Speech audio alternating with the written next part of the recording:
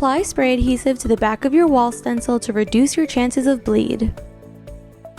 Another way to avoid stencil bleed is by correctly loading your dense foam roller with paint.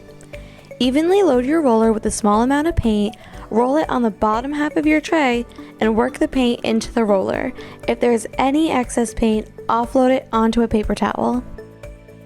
Hang your coral all over wall stencil with blue painter's tape. In order to fit the starfish, tape over some coral branches in the middle of the stencil. Do not tape over the registration marks. Now, take your 4-inch dense foam roller and lightly roll the paint over your wall stencil. For this coral stenciled accent wall, we will be using Benjamin Moore's Rhine River Flat Latex paint. Use the previously painted registration marks to align your stencil. Repeat until you have covered the entire wall with the coral all over stencil pattern.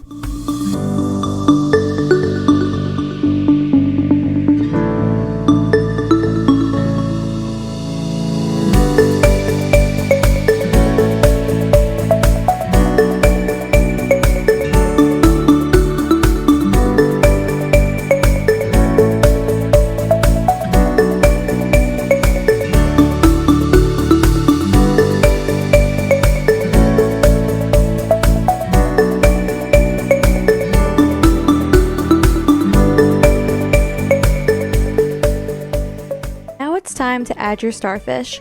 Place your starfish craft stencil in the area you previously taped over in the coral all over stencil. Position one of the starfish and roll over it with a 2-inch dense foam roller. You can even use a 3¼ inch professional stencil brush for this section.